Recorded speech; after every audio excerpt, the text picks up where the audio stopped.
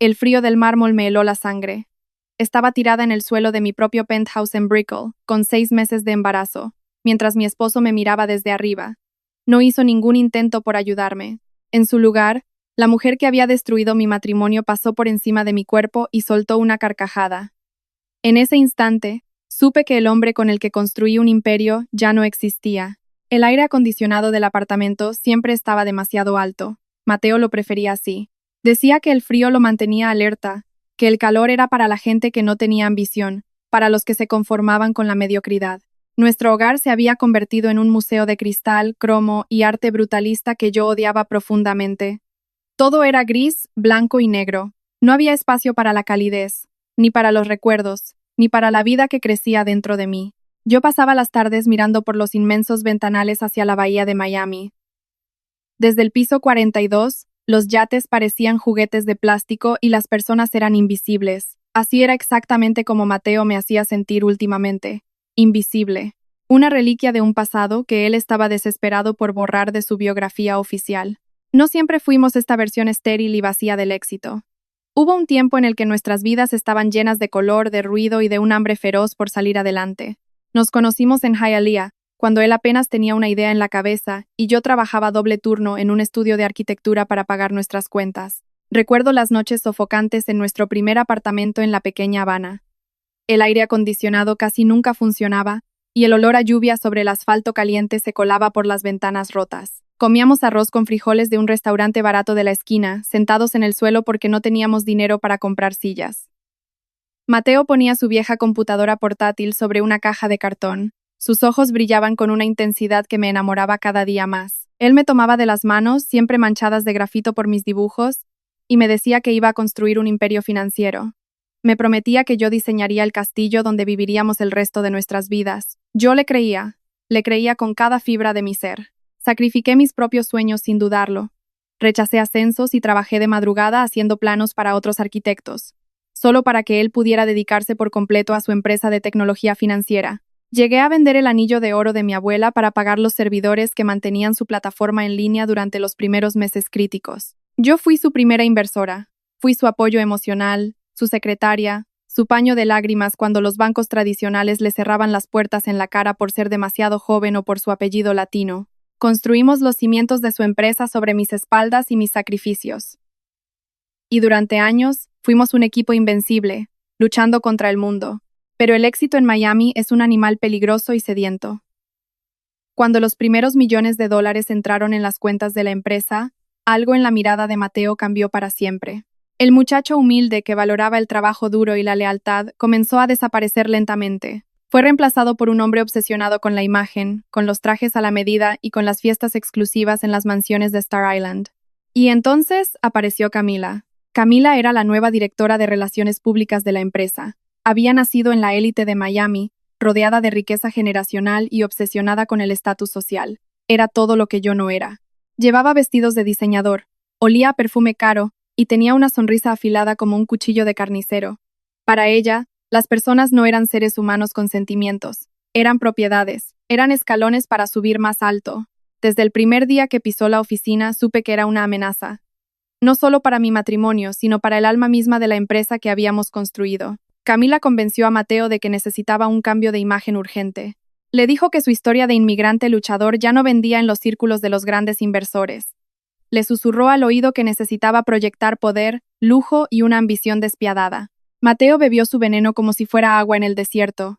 Empezó a llegar tarde a casa. Sus excusas eran siempre las mismas, repetidas como un guión ensayado. Cenas de negocios, eventos de caridad, reuniones de estrategia de última hora con Camila. Cuando yo le preguntaba por qué no me llevaba con él, su respuesta siempre era una daga disfrazada de preocupación. Me decía que yo estaba demasiado sensible por el embarazo, que mis hormonas me hacían imaginar cosas que no existían. Me acariciaba el vientre con una frialdad clínica y me sugería que me quedara descansando en el penthouse. Decía que mi estilo era demasiado sencillo para los círculos en los que ahora se movían, que la prensa podía ser cruel con las mujeres que no encajaban en el molde. Me estaba borrando de su vida, pieza por pieza, y me hacía creer que era por mi propio bien. El abuso psicológico es silencioso y letal. No deja moretones en la piel, pero te fractura la mente hasta que dudas de tu propia cordura. Mateo me convenció de que yo era el problema, Me hizo sentir que mi ropa era inadecuada, que mis temas de conversación eran aburridos, que mi presencia en sus eventos corporativos era una carga pesada que él tenía que soportar. Recuerdo una cena en particular. Habíamos invitado a varios inversores de riesgo a un restaurante exclusivo en Brickell. Yo me había esforzado por arreglarme, a pesar de lo cansada que me sentía por el embarazo. Durante la cena, intenté participar en la conversación sobre el diseño de las nuevas oficinas. Camila me interrumpió con una sonrisa condescendiente. Ella le dijo a la mesa que la arquitectura tradicional estaba muerta y que la empresa necesitaba un diseño agresivo y corporativo, no los espacios comunitarios y cálidos que yo solía proponer. Todos rieron. Mateo también rió. No me defendió. Me dejó hundirme en la humillación frente a extraños, mientras Camila me miraba con una victoria silenciosa en los ojos. Yo me miraba en el espejo del inmenso baño de mármol al llegar a casa y no reconocía a la mujer que me devolvía la mirada. Estaba pálida, con ojeras profundas, cargando el peso de una vida que se desmoronaba mientras mi vientre crecía. Me sentía pequeña. Me sentía como un mueble viejo en un apartamento de lujo, esperando a ser reemplazado. Camila, por otro lado, estaba en todas partes. Aparecía en las fotos de las revistas de negocios junto a mi esposo, siempre de pie demasiado cerca de él. Se reía de sus chistes en las entrevistas de televisión. Le arreglaba la corbata antes de las conferencias de prensa con una intimidad que me revolvía el estómago. Ella estaba reescribiendo la historia de Mateo, y en esa nueva versión brillante y falsa, yo simplemente no existía. El punto de quiebre llegó un mes después. Mateo no se presentó a la cita médica más importante de mi embarazo. Yo estaba acostada en la camilla, sintiendo el gel frío del ultrasonido sobre mi vientre, mirando la pantalla sola. El médico me mostraba los latidos del corazón de nuestra hija, y la silla a mi lado estaba vacía. Mateo me envió un mensaje de texto diciendo que estaba atrapado en una crisis de relaciones públicas. La verdad siempre encuentra una grieta por donde salir, por más que intenten enterrarla. Era un martes por la tarde. El cielo de Miami estaba oscuro, amenazando con una de esas tormentas eléctricas que parten la ciudad en dos. Yo estaba sentada en la isla de la cocina, intentando comer algo, cuando mi teléfono vibró sobre la encimera. Era un mensaje de un número desconocido. No había texto, solo una fotografía. Mi corazón se detuvo de golpe. La imagen estaba tomada desde lejos, pero la calidad era impecable. Era una galería de arte exclusiva en el distrito de diseño, un lugar al que Mateo me había dicho que iría solo para evaluar unas piezas para la oficina. En la foto, Mateo estaba acorralando a Camila contra una pared de ladrillos blancos. Sus manos estaban firmemente aferradas a la cintura de ella. Los labios de Camila rozaban el cuello de mi esposo, sus ojos cerrados en una expresión de triunfo. No era una pose de negocios, no era un malentendido. Era la intimidad cruda y descarada de dos personas que se creían intocables, burlándose de mi existencia a plena luz del día. El teléfono se me resbaló de las manos y golpeó el suelo de la cocina. El sonido fue como un disparo en el silencio sepulcral del penthouse. No lloré. El dolor era tan inmenso, tan profundo y absoluto, que paralizó mis conductos lacrimales. Sentí que el aire abandonaba mis pulmones de golpe. 6 meses de embarazo, 6 años de matrimonio, toda una vida de sacrificios, de noches sin dormir, de vender mis propias pertenencias para financiar su sueño. Todo eso reducido a una aventura barata en una galería de arte con una mujer que lo veía como un trofeo. Esperé a que Mateo llegara. Las horas pasaron lentas, pesadas como el plomo. La tormenta finalmente estalló sobre Miami, golpeando los ventanales con una furia que igualaba la tormenta dentro de mi pecho. Cuando la puerta principal se abrió pasada la medianoche, él entró con esa arrogancia que ahora lo caracterizaba. Se quitó el saco caro, aflojó su corbata de seda y me miró con fastidio al verme despierta en la oscuridad de la sala. Le mostré la pantalla de mi teléfono. No dije una sola palabra, solo dejé que la luz de la fotografía iluminara su rostro en la penumbra. Esperaba negación, esperaba pánico, esperaba que cayera de rodillas, que llorara, que me pidiera perdón por haber destruido nuestra familia, pero Mateo ni siquiera parpadeó. Su rostro se endureció, adoptando la misma expresión fría y calculadora que usaba cuando despedía a un empleado o cerraba un trato hostil en la sala de juntas. Me miró a los ojos y suspiró, como si yo fuera una molestia burocrática que le estaba haciendo perder el tiempo. Dijo que era inevitable, que habíamos crecido en direcciones diferentes y que yo me negaba a evolucionar, que yo pertenecía a su pasado de pobreza en Hialeah, y él pertenecía al futuro brillante de Miami. Habló de nuestro matrimonio como si fuera una fusión corporativa que ya no era rentable. Usó palabras como sinergia, proyecciones y desalineación de objetivos. Estaba despidiendo a su esposa embarazada con el mismo tono de voz que usaría para cancelar un contrato de Internet. Le pregunté por nuestro bebé.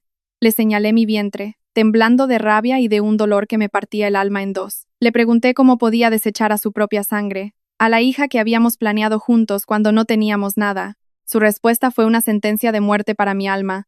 Dijo que el bebé era una complicación, un error de cálculo en su línea de tiempo profesional. Dijo que Camila entendía su visión del mundo, que ella era la socia estratégica que necesitaba para conquistar el mercado, mientras que yo solo quería una vida doméstica, pequeña y mediocre. Me ofreció un acuerdo financiero generoso si me iba sin hacer ruido, si firmaba los papeles del divorcio sin pelear por las acciones de la empresa que yo misma ayudé a fundar. Me estaba comprando. Estaba intentando comprar mi silencio, mi dignidad y mi ausencia. 2 días después, el penthouse estaba lleno de cajas de cartón. Beatriz, mi abogada y mi única amiga verdadera en esta ciudad de plástico, me había conseguido un apartamento pequeño pero seguro en un barrio modesto. Ella estaba lidiando con los abogados de Mateo, protegiéndome de la crueldad clínica con la que él intentaba despojarme de todo lo que habíamos construido juntos. Yo estaba empacando mis libros de arquitectura en la sala. El silencio era asfixiante, roto solo por el sonido de la cinta adhesiva. De repente, el ascensor privado del penthouse se abrió con un sonido metálico. No era Mateo, era Camila. Llevaba un vestido rojo sangre que se ajustaba perfectamente a su figura, contrastando violentamente con la paleta gris del apartamento. Caminó por mi sala con la confianza absoluta de una reina que acaba de conquistar un territorio enemigo. Sus tacones resonaban contra el mármol, marcando el ritmo de mi humillación pública. Miró mis cajas de cartón con una mueca de asco indisimulado. Se detuvo frente a mí y sonrió. Esa misma sonrisa afilada que había visto en las revistas.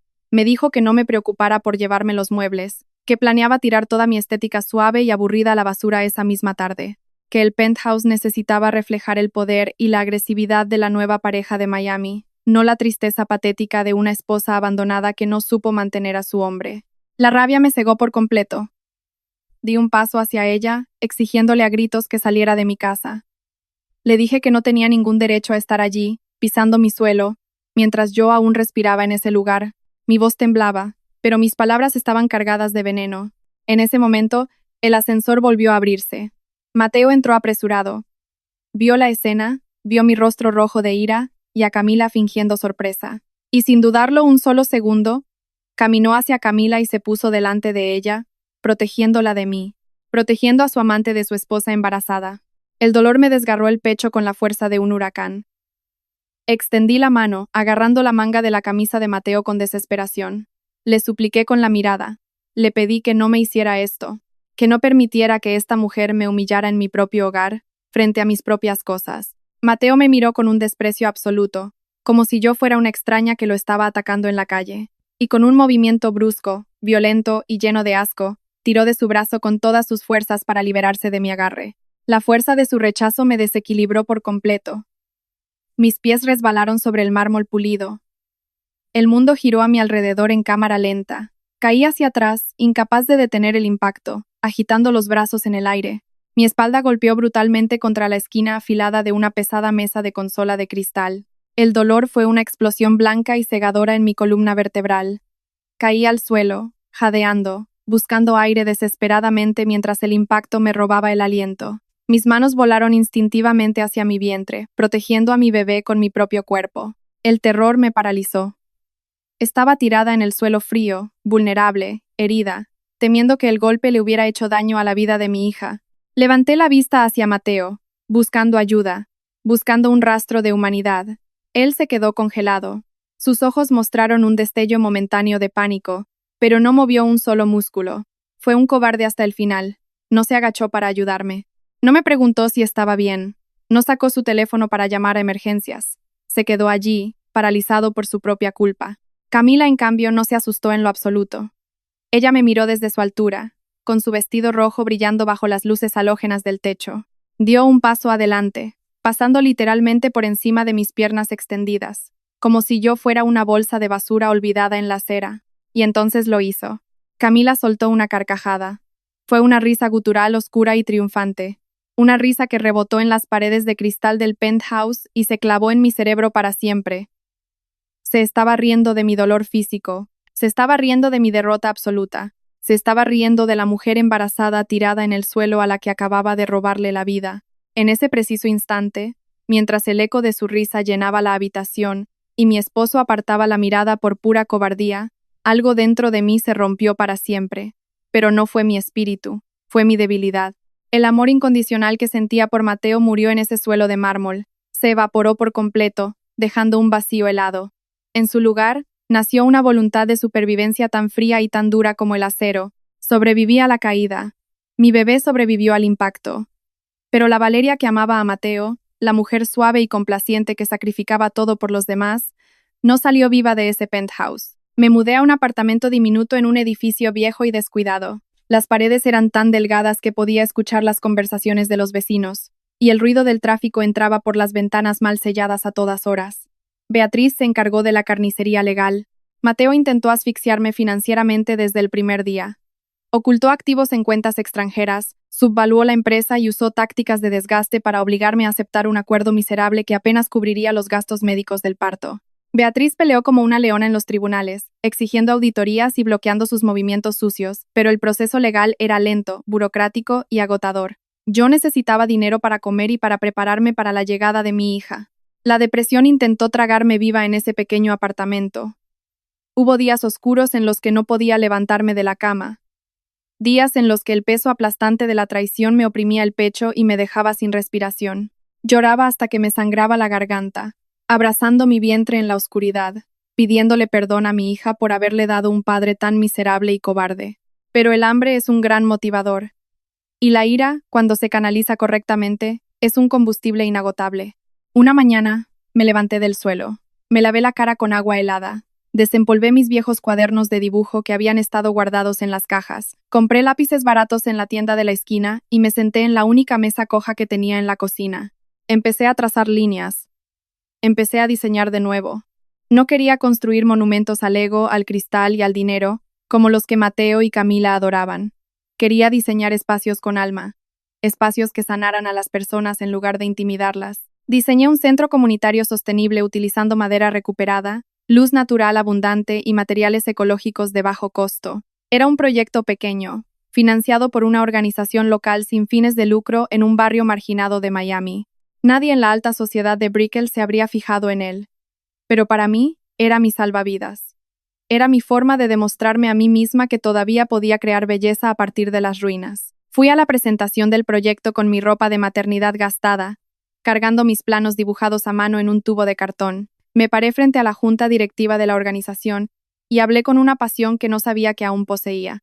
Les expliqué cómo la arquitectura podía devolverle la dignidad a una comunidad rota, cómo un edificio sólido, construido con honestidad y propósito, podía ser un refugio seguro contra las tormentas más violentas de la vida. Gané el contrato. Era una cantidad de dinero minúscula en comparación con lo que Mateo gastaba en una sola cena de negocios, pero para mí era el primer ladrillo de mi nuevo imperio. Con ese dinero, registré legalmente mi propia firma de arquitectura. La llamé Z-Design. Semanas después, estaba de pie en la pequeña cocina de mi apartamento. En una mano, sostenía mi primer cheque independiente a nombre de mi nueva empresa.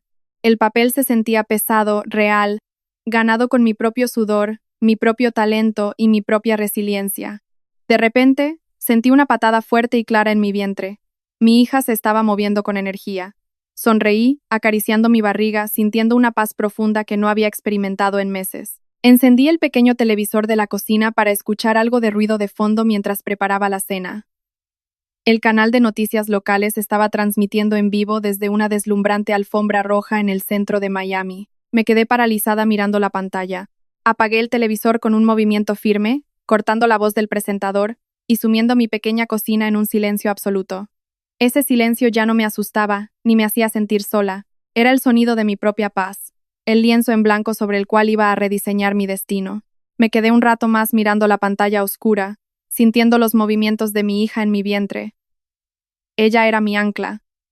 Mientras Mateo y Camila celebraban su victoria de plástico bajo las luces de neón, yo estaba construyendo algo real, algo que ninguna crisis de relaciones públicas podría destruir. El dolor de las contracciones me despertó de madrugada 3 meses después. Fue un dolor agudo, profundo, que me cortó la respiración y me obligó a doblarme sobre la cama. No había un esposo a mi lado para sostener mi mano.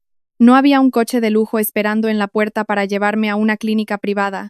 Solo estaba yo, en la oscuridad de mi pequeño apartamento, respirando hondo y marcando el número de Beatriz con dedos temblorosos. Mi abogada y mejor amiga llegó en menos de 15 minutos. Condujo su viejo sedán por las calles vacías de Miami, saltándose un par de semáforos en rojo mientras me decía palabras de aliento que apenas podía escuchar por encima del zumbido en mis oídos. El hospital público estaba lleno, iluminado por luces fluorescentes que parpadeaban con un zumbido eléctrico. El olor a desinfectante barato y a café rancio llenaba los pasillos.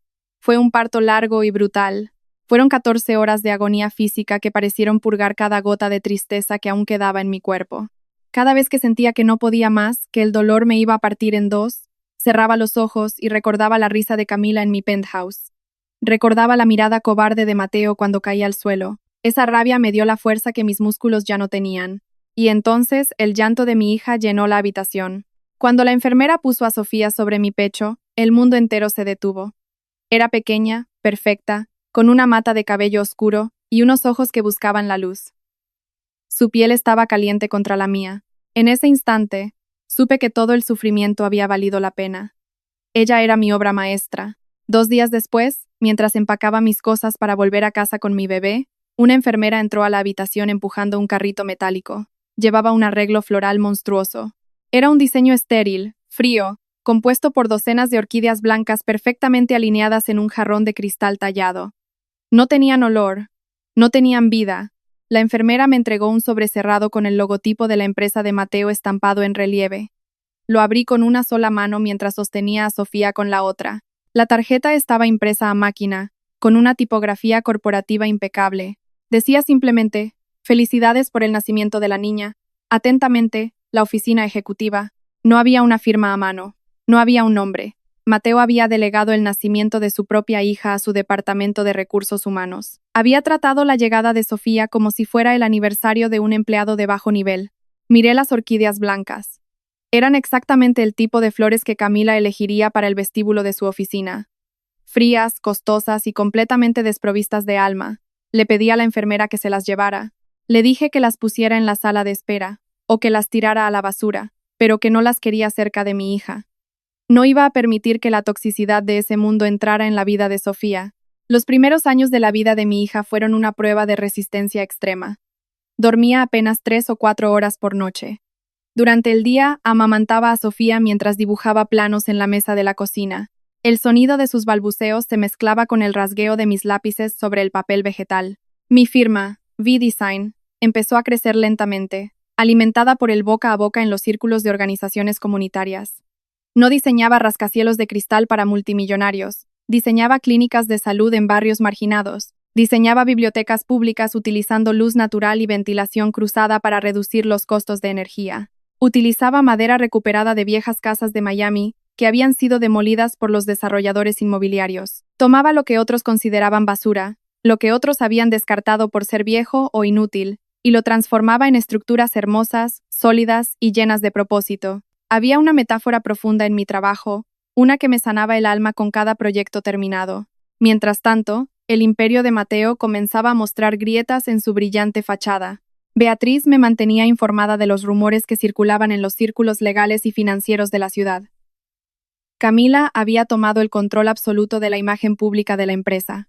Había convencido a Mateo de que la tecnología financiera tradicional era aburrida, que necesitaban convertirse en una marca de estilo de vida. Bajo la influencia de Camila, Mateo aprobó la adquisición de una empresa de redes sociales que estaba al borde de la quiebra.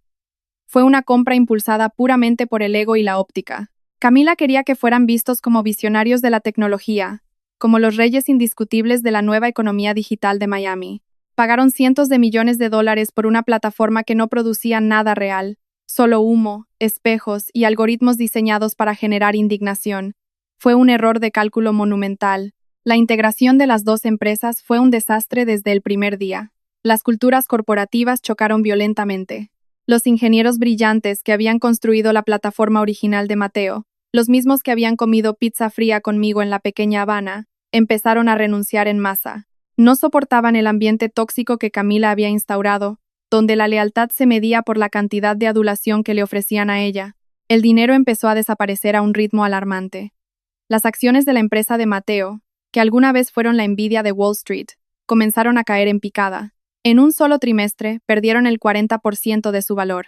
El penthouse de Brickell, ese museo de cristal y cromo, se convirtió en una prisión de alta presión. Según los rumores que llegaban a oídos de Beatriz, los gritos entre Mateo y Camila se podían escuchar hasta en los pasillos del edificio. Mateo estaba descubriendo la verdadera naturaleza de la mujer por la que había destruido. Era un parásito que se alimentaba del éxito, y ahora que el éxito se estaba secando, ella estaba buscando a quién culpar. Ella lo acusaba de ser débil, de no tener la visión necesaria para liderar en las grandes ligas. Lo humillaba frente a su propia junta directiva, interrumpiéndolo en las reuniones para corregirlo con esa misma sonrisa condescendiente que alguna vez usó contra mí. Mateo estaba atrapado. Había construido su nueva vida sobre una base de mentiras y apariencias, y ahora el peso de la realidad estaba aplastando los cimientos. Se dio cuenta demasiado tarde de que había cambiado a la mujer que construyó el castillo por la mujer que solo quería posar en el balcón. Una tarde de martes, el destino llamó a la puerta de mi modesto estudio de arquitectura. Había alquilado un pequeño local comercial en un barrio industrial que se estaba revitalizando. El espacio olía a aserrín, a café recién hecho y a pegamento para maquetas. Sofía, que ya tenía 4 años, estaba sentada en una alfombra en la esquina, construyendo torres con bloques de madera de cedro. La campana de la puerta principal sonó. Levanté la vista de mis planos y vi entrar a un hombre mayor, vestido con una guayabera de lino blanco impecable y un sombrero panamá. Caminaba con la lentitud deliberada de alguien que es dueño de su tiempo y de todo lo que lo rodea. Era Ernesto. Cualquiera que supiera algo sobre bienes raíces en Miami conocía el nombre de Ernesto. Era una leyenda viva. Un inmigrante cubano de la vieja guardia que había llegado a la ciudad sin un centavo en los bolsillos y había construido un imperio de desarrollo urbano basado en la integridad, el trabajo duro y el respeto por la comunidad. Ernesto no era un nuevo rico. No necesitaba presumir su dinero en las redes sociales ni asistir a fiestas escandalosas en yates alquilados. Su poder era silencioso, profundo y absoluto. Era un hacedor de reyes en la ciudad. Si Ernesto respaldaba un proyecto, los bancos abrían sus bóvedas sin hacer preguntas. Me limpié las manos manchadas de grafito en mis pantalones de mezclilla y caminé hacia él, sorprendida por su presencia en mi humilde estudio. Ernesto se quitó el sombrero con un gesto de respeto a la antigua. Sus ojos oscuros, rodeados de arrugas profundas que contaban historias de décadas de trabajo bajo el sol, recorrieron el lugar. Miró las maquetas de los centros comunitarios, miró los planos extendidos sobre las mesas. Miró a mi hija jugando tranquilamente en la esquina. Me extendió una mano callosa y firme. Me dijo que había estado siguiendo mi trabajo durante los últimos 2 años. Me dijo que la clínica de salud que diseñé en Hialeah era el edificio más honesto que había visto en esta ciudad llena de mentiras de cristal. Le ofrecí un café. Nos sentamos en 2 sillas de madera frente a mi escritorio. Ernesto tomó un sorbo, asintió con aprobación y me miró fijamente a los ojos. Me dijo que Miami estaba perdiendo su alma, que la ciudad estaba siendo devorada por personas que solo querían extraer valor rápido y marcharse, personas que no entendían el significado de dejar un legado. Hizo una pausa calculada. El silencio en el estudio se volvió denso. Luego, con una voz suave pero cargada de significado, mencionó a Mateo. Dijo que conocía a mi ex esposo desde que era un muchacho con grandes sueños. Dijo que alguna vez pensó en invertir en su empresa, pero que decidió no hacerlo cuando vio cómo Mateo trataba a las personas que lo habían ayudado a subir. Ernesto me dijo que los edificios altos necesitan raíces muy profundas para soportar los huracanes, y que Mateo había cortado sus propias raíces para complacer a una mujer que solo entendía de decoración de interiores, no de estructuras de carga. No respondí. No necesitaba hacerlo. Ernesto sabía exactamente lo que había pasado. En los círculos de poder real de Miami no hay secretos, solo verdades que se guardan para el momento adecuado. Ernesto dejó su taza de café sobre la mesa. Me dijo que su fundación estaba a punto de anunciar el proyecto filantrópico más grande de la década, un proyecto que cambiaría la cara de la medicina pediátrica en el sur de la Florida. Necesitaba un arquitecto principal, pero no quería una de las grandes firmas corporativas que diseñaban hospitales como si fueran fábricas sin alma. Quería a alguien que entendiera el dolor, alguien que entendiera la sanación, alguien con un carácter intachable, que no pudiera ser comprado ni corrompido por la fama. Me miró a los ojos y me dijo que preparara mi mejor traje para el viernes por la noche. Me entregó una invitación gruesa, con bordes dorados, para la gala anual de la excelencia arquitectónica en el Hotel Biltmore.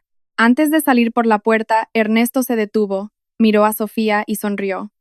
Me dijo que los cimientos que estaba construyendo para mi hija eran los más fuertes que había visto en su vida, y luego desapareció en la cálida tarde de Miami, dejándome con el corazón latiendo a 1000 por hora. El viernes por la noche, el aire en Coral Gables estaba cargado de humedad y expectación. El Hotel Biltmore se alzaba como un castillo mediterráneo iluminado contra el cielo oscuro. Su torre icónica dominaba el paisaje, un recordatorio de la elegancia clásica que la ciudad a menudo olvidaba en su prisa por modernizarse.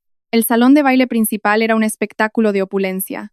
Enormes candelabros de cristal colgaban del techo abovedado, proyectando una luz dorada sobre las mesas cubiertas con manteles de seda. La élite de Miami estaba allí. Políticos, banqueros, desarrolladores inmobiliarios y figuras de los medios de comunicación se mezclaban entre copas de champán y risas calculadas. Llegué acompañada de Beatriz. No llevaba un vestido de diseñador prestado ni joyas ostentosas. Llevaba un vestido negro simple, de corte impecable, que había comprado con mi propio dinero. Mi cabello estaba recogido de manera elegante. No necesitaba brillar para llamar la atención. Mi trabajo hablaba por mí. Nos sentamos en una mesa cerca del escenario, reservada por la fundación de Ernesto. Al otro lado del inmenso salón, cerca de las cámaras de prensa, estaban Mateo y Camila. La tensión alrededor de ellos era palpable, casi radiactiva. Mateo estaba sudando a pesar del aire acondicionado. Su smoking parecía asfixiarlo. Se pasaba la mano por el cuello constantemente, mirando su teléfono con desesperación. Las noticias financieras de esa mañana habían sido brutales. Las acciones de su empresa habían tocado un mínimo histórico, y los rumores de una investigación federal por fraude contable en la adquisición de la red social estaban en todas las portadas. Mateo necesitaba desesperadamente una victoria de relaciones públicas. Había movido cielo y tierra, y gastado una fortuna en donaciones, para asegurar el puesto de orador principal en esta gala. Creía que si podía proyectar confianza frente a la élite de la ciudad, podría calmar a sus inversores y salvar su imperio del colapso. Camila estaba a su lado, pero parecía estar a kilómetros de distancia. Llevaba un vestido verde esmeralda que gritaba por atención, cubierto de lentejuelas que reflejaban la luz de los flashes, pero su sonrisa era rígida, frágil como el cristal a punto de romperse. Sus ojos escaneaban la habitación, evaluando quién seguía siendo útil y quién ya la consideraba un barco hundiéndose. Cuando me vieron entrar, la reacción fue instantánea. Mateo palideció. Sus ojos se abrieron con una mezcla de confusión y terror. No entendía qué hacía su exesposa, la mujer a la que había dejado tirada en el suelo de su penthouse, sentada en la mesa de honor del hombre más poderoso de la sala. Camila apretó la mandíbula. Su postura se volvió defensiva. Intentó susurrarle algo a Mateo, pero él la ignoró, incapaz de apartar la mirada de mí.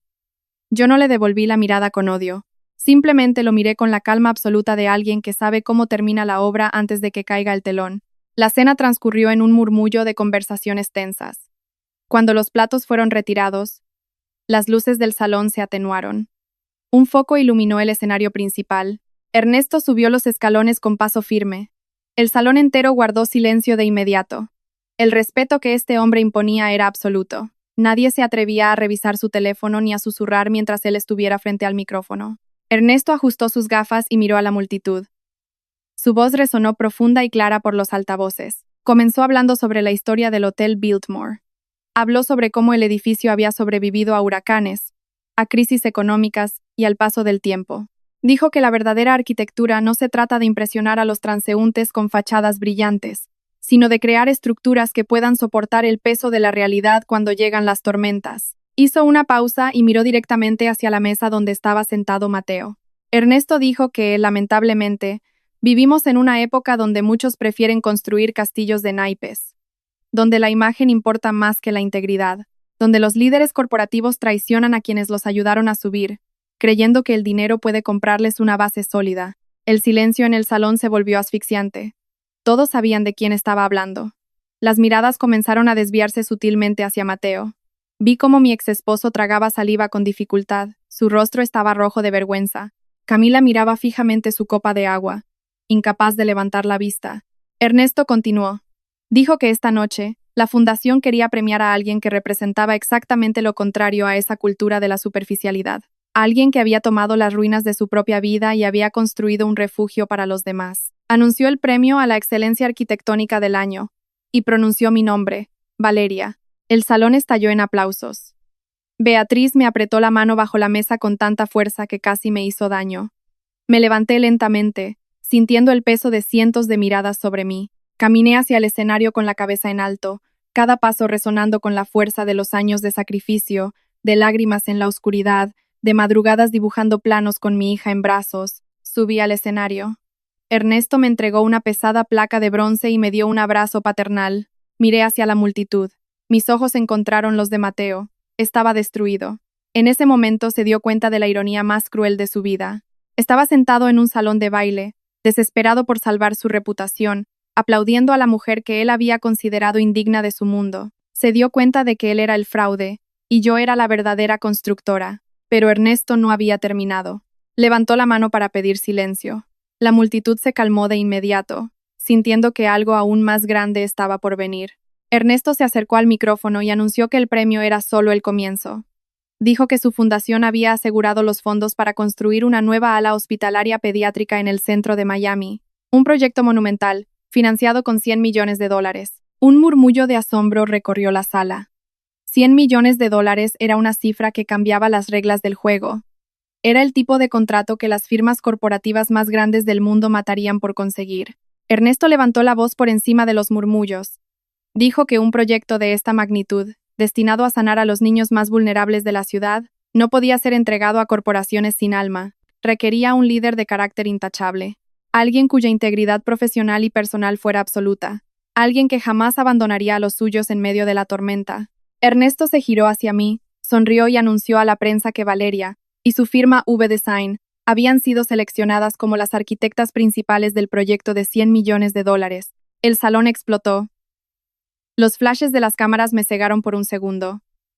Los reporteros comenzaron a tomar notas frenéticamente. Era la noticia de la década en el mundo inmobiliario de Miami. Una arquitecta independiente, una madre soltera que trabajaba en proyectos comunitarios, acababa de arrebatarle el contrato más grande de la ciudad a los gigantes corporativos. Miré hacia la mesa de Mateo. Lo que vi fue la ejecución pública y absoluta de su reputación. Las palabras de Ernesto sobre el carácter intachable y el abandono en medio de la tormenta habían sido dagas dirigidas directamente al corazón de la imagen pública de Mateo. Todos en esa sala sabían la historia de nuestro divorcio. Todos sabían cómo me había dejado en la calle estando embarazada. Al darme este proyecto con esas palabras exactas, Ernesto estaba declarando públicamente que Mateo era un paria moral. En el mundo de los negocios de alto nivel, la confianza lo es todo, y el hombre más respetado de Miami acababa de decirle a toda la élite financiera que Mateo no era digno de confianza. El colapso fue instantáneo.